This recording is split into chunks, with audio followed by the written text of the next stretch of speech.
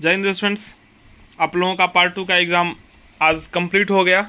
आप लोग अब पार्ट 3 का प्रिपरेशन स्टार्ट करेंगे। ठीक है, पार्ट 3 थोड़ा टफ है क्योंकि इसमें 4 ऑनर्स पेपर हैं और एक जीएस का होता है। हम एक डिटेल्स वीडियो अपलोड कर देंगे जिसमें हम सिलेबस को डिस्कस कर लेंगे, किताब का नाम याद करवा देंगे, बता देंगे और कौन से लेखक का लेना है वो भी मैं बता दूंगा। तो एक सेपरेट वीडियो पार्ट 3 का हम अपलोड करेंगे सिलेबस को लेकर। और अभी मैं आप लोगों को हिंदी का आंसर की बता रहा हूँ। मैं जो आंसर बता रहा हूँ 100% सही है। जिसमें मुझे थोड़ा भी डाउट है मैं आपको बता दूंगा, जो इसमें मुझे डाउट है नहीं तो मैं जो बताऊंगा वो 100% श्योर होगा। फिर भी अगर आपको किसी भी क्वेश्चन में डाउट होता है तो आप कमेंट में ज़रूर बताइएगा, तो फिर मैं देख लूँगा क्या उसका सही उत्तर होगा। ठीक है, चलिए देखिए, पहला जो क्वेश्चन है, निबंध निकुंज किस विधा की रचना है? तो इसका आंसर हो जाएगा ऑप्शन ए, निबंधों का संग्रह। निबंध निकुंज में निबंधों की संख्या कितनी है? तो इसका हो जाएगा ऑप्शन 8। चलिए सॉरी, ऑप्शन बी उत्तर 8 होगा। ठीक है, आगे निबंध निकुंज के संपादक कौन है? इसका राइट आंसर हो जाएगा डॉक्टर रमाकांत। आगे है विज्ञान दिवस कब मनाया जाता है? तो 28 फरवरी। हम जो भी बता रहे हैं सेट ए है। ठीक है, आप लोग वीडियो को रोक करके अपने क्वेश्चन से मिला सकते हैं। सीवी रमन को भारत रत्न कब मिला? तो 1954 ईस्वी में भारत रत्न मिला था। ठीक है, आर्थर कॉम्पटन को नोबेल पुरस्कार कब मिला था? तो इसका राइट आंसर हो जाएगा 1927 ईस्वी। आगे नेचर पत्रिका का प्रकाशन कहाँ से होता है? तो इसका जो राइट आंसर हो जाएगा वो हो जाएगा ऑप्शन डी, क्योंकि इसका जो प्रकाशन होता है ना वो इंग्लैंड से होता है। ठीक है, इंग्लैंड ऑप्शन में नहीं दिया हुआ है।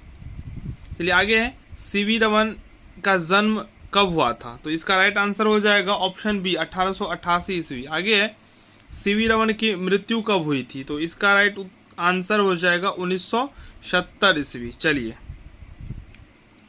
10वां प्रश्न, कलकत्ता में रामन की नियुक्ति किस पद पर हुई थी? तो पालित प्रोफेसर के रूप में इनका नियुक्ति हुआ था। 10 का हो जाएगा ऑप्शन नंबर बी। चलिए 11वां प्रश्न है, सीवी रमन बेंगलोर की इंडियन इंस्टीट्यूट ऑफ साइंस के निदेशक कब नियुक्त हुए? तो इसका राइट आंसर हो जाएगा 1933 ईस्वी। सीवी रमन ने रामन रिसर्च इंस्टीट्यूट की स्थापना कब किया था? तो इसका जो सही उत्तर होगा वो हो जाएगा 1948।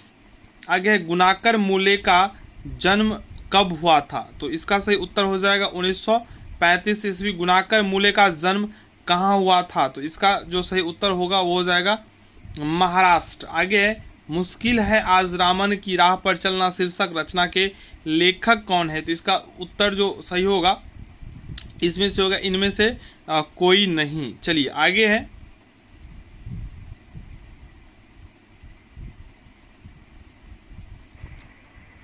सोलहवां प्रश्न है, सीवी रामन को भौतिकी का नोबेल पुरस्कार कब मिला? तो 1930 इसका राइट आंसर हो जाएगा। आगे है, सौंदर्य चेतना के लेखक कौन है? तो इसका जो सही उत्तर हो जाएगा वो हो जाएगा इनमें से कोई नहीं, क्योंकि इसका राइट आंसर होता है जयशंकर प्रसाद। चलिए आगे है, डॉक्टर संपूर्णानंद विधानसभा के सदस्य कब बने? तो इसका राइट आंसर हो जाएगा 1926 ईस्वी। 19वां प्रश्न है, डॉक्टर संपूर्णानंद किन से प्रभावित थे? तो महात्मा गांधी से। आगे डॉक्टर संपूर्णानंद कहाँ राज्यपाल नियुक्त हुए थे? राजस्थान। यह सब क्वेश्चन मैं आपको सुबह में ही करवाया था। ठीक है, कर्मवीर गांधी के लेखक कौन है? तो इस क्वेश्चन पे थोड़ा मुझे डाउट है, लेकिन इसका आंसर जो है मुझे जो लगता है डॉक्टर संपूर्णानंद होना चाहिए। चलिए आगे है, अंतरिक्ष यात्रा पुस्तक के लेखक कौन है? तो इसका जो सही उत्तर होगा वो जाएगा गुणाकर मूले। 23वां प्रश्न है, ची द्विलास की पुस्तक के लेखक कौन है? तो इसका हो जाएगा डॉक्टर देवराज। चलिए सत्य सार्वदेशिक, इसमें मुझे डाउट है, लेकिन इसका आंसर हम जो है महात्मा गांधी बता रहे हैं। चलिए आगे है, समाजवाद पुस्तक के लेखक कौन है? महात्मा गांधी। चलिए आगे है, बाण के अनुसार हर्षचरित क्या है? तो ये आख्यायिकी हो जाएगा 26 का बी। हर्षचरित के रचनाकार कौन है? तो बाणभट्ट इसका आंसर हो जाएगा। कादम्बरी के लेखक इसका भी बाणभट्ट ही होगा। बाणभट्ट किस सम्राट के समय मौजूद थे? तो इसका जो सही आंसर होगा 29 का ये हो जाएगा इनमें से कोई नहीं। 29 का नहीं, डी नहीं होगा, इसका हो जाएगा ऑप्शन सी हर्षवर्धन। ठीक है, चलिए आगे बढ़ते हैं। हर्षचरित एक सांस्कृतिक अध्ययन के लेखक कौन हैं? तो इसका राइट आंसर हो जाएगा ऑप्शन डी, इनमें से कोई नहीं। चलिए 31वां प्रश्न है, हिंद स्वराज के लेखक कौन है? तो इसका राइट आंसर हो जाएगा महात्मा गांधी। आगे जीवन में सत्य का प्रयोग, ये भी हो जाएगा महात्मा गांधी। आगे मोक्षदाता राम रचना के लेखक हैं महात्मा गांधी। आगे उत्तर रामचरित किनकी कृति है? उत्तर रामचरित किनकी कृति है? तो इसका हो जाएगा उत्तर रामचरित। उत्तर रामचरित ऑप्शन ए भवभूति तुलसीदास वाल्मीकि। तो इसका आंसर भवभूति हो जाएगा। ठीक है, चलिए 35वां प्रश्न है, मेरा राम मुझे तारेगा आपको नहीं और आपका राम आपको तारेगा मुझे नहीं, प्रस्तुत पंक्तियां उद्धृत है। ये मोक्षदाता राम इसका राइट आंसर हो जाएगा। आगे है गीता प्रवचन किनकी कृति है? तो महात्मा गांधी हो जाएगा इसका आंसर। नहीं, विनोबा भावे होगा, 36 का ए होगा। ठीक है, चलिए सर्वोदय संदेश किनकी कृति है? तो इसका आंसर हो जाएगा विनोबा भावे। आगे भूदान गंगा के लेखक कौन है? तो इसका भी आंसर हो जाएगा विनोबा भावे, लेकिन ऑप्शन नहीं दिया हुआ है इसलिए इसका आंसर हो जाएगा ऑप्शन नंबर डी, जीवन और शिक्षण। जीवन और शिक्षण, तो विनोबा भावे इसका राइट आंसर हो जाएगा। स्वरूप देखिए शीर्षक रचना के लेखक कौन है? स्वरूप देखिए, तो विनोबा भावे इसका जो है राइट आंसर हो जाएगा। आगे है आचार्य नरेंद्र देव का जन्म कब हुआ था? आचार्य नरेंद्र देव का जन्म कब हुआ था? तो इसका राइट आंसर हो जाएगा ऑप्शन बी, 1889 ईस्वी। आगे है आचार्य नरेंद्र देव का संबंध था कांग्रेस सोशलिस्ट पार्टी से। आगे है भारत में राष्ट्रीय आंदोलन का इतिहास पुस्तक के लेखक कौन है? तो इसका जो राइट आंसर हो जाएगा वो हो जाएगा ऑप्शन सी, महात्मा गांधी। विविधता में एकता शीर्षक रचना के लेखक कौन है? ठीक है, इसको डॉट में रखिए, मैं श्योर नहीं हूं इसका आंसर। 45वां प्रश्न है, इंडिया इन कालिदास। तो इसका हो जाएगा भगवत शरण उपाध्याय। 46वां प्रश्न है, भारतीय नदियों की कहानी पुस्तक के लेखक कौन है? तो इसका राइट आंसर हो जाएगा ऑप्शन ए। चलिए भारतीय संस्कृति की कहानी, तो इसका भी हो जाएगा नरेंद्र देव। चलिए आगे सागर की लहरों के लेखक कौन है? तो 48 का हो जाएगा ऑप्शन बी। 49वां प्रश्न, मैं मजदूर हूं के लेखक कौन है? तो इसका हो जाएगा और इनमें से कोई नहीं। ठीक है, ऑप्शन डी इसका राइट है। आगे मैं मजदूर हूं किस विधा की रचना है? तो इसका हो जाएगा निबंध। चलिए 51वां प्रश्न, प्रथम राजभाषा आयोग का गठन कब हुआ था? प्रथम राजभाषा आयोग का गठन 1955 में हुआ था। प्रथम राजभाषा आयोग में सदस्यों की संख्या कितनी थी? तो 22 इसका राइट आंसर होगा। राजभाषा संबंधी प्रावधान भारतीय संविधान के कितने अनुच्छेदों में उपबंधित है? तो इसका जो सही उत्तर होगा वो हो जाएगा ए, ऑप्शन 9। ठीक है, चलिए 54वां प्रश्न है, संविधान में राजभाषा संबंधी प्रावधान किस भाग में है? तो भाग 17 होगा। हिंदी भारत का क्या है? तो राजभाषा और संपर्क भाषा दोनों, ऑप्शन सी, ऑप्शन डी इसका होगा। हिंदी दिवस कब मनाया जाता है? 14 सितंबर को। संक्षेपण का क्या अर्थ होता है? तो संक्षेपण का जो अर्थ होता है वो होता है संक्षिप्त, न्यूनीकरण, विस्तार, घटा देना। तो डी हो जाएगा इसका राइट आंसर। कार्यालयी पत्र के उदाहरण है, तो इसका ऑप्शन डी हो जाएगा 58 का। चलिए 59वां प्रश्न है, संसद में प्रयोग की जाने वाली भाषा का प्रावधान किस अनुच्छेद में है? तो 59 का ऑप्शन बी राइट होगा।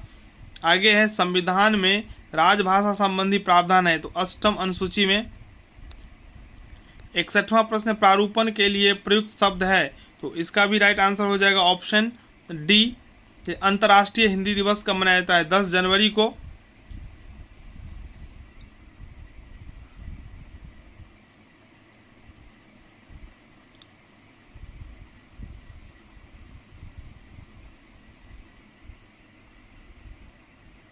63वां प्रश्न है, संविधान में राजभाषा हिंदी को कब मान्यता मिला था? 14 सितंबर 1949 ईस्वी को।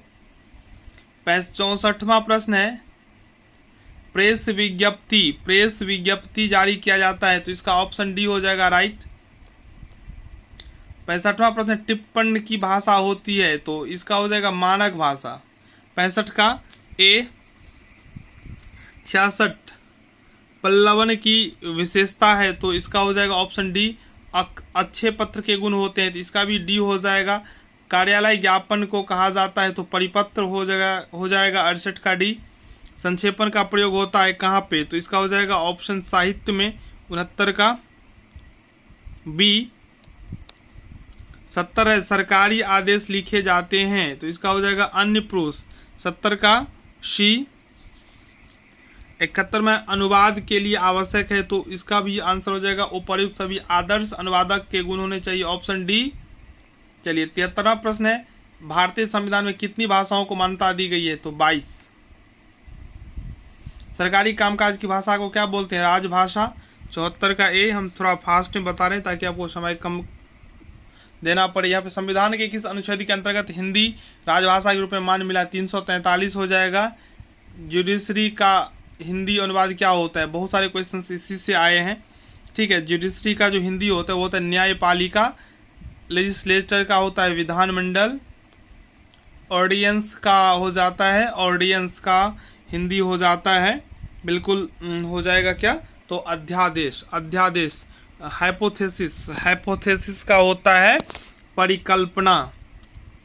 चलिए एक्यूज्ड का हो जाता है अभियुक्त, बिल्कुल। 81वां प्रश्न, एटमॉस्फेयर वायुमंडल सही है। जस्टिस का देखिए यहाँ पे दोनों होता है, न्यायाधीश और न्याय, ठीक है। तो 82 का आप जो दिए हो ए और बी सही ही होगा। चलिए 83 का वर्टिकल का होता है ऊर्ध्वाधर, ठीक है, 83 का हो जाएगा बी। 84 यूनियन का होता है संघ। अनएवॉइडेबल यानी कि अपरिहार्य हो जाएगा इसका। इन्वेस्टमेंट का होता है निवेश। कॉमर्स के स्टूडेंट से आपको पता ही होगा। एस्टीमेट का होता है आकलन। एनेस्थेसिया का संज्ञाहरण हो जाता है, सर्जन ऑपरेशन से पहले ये दे देता है।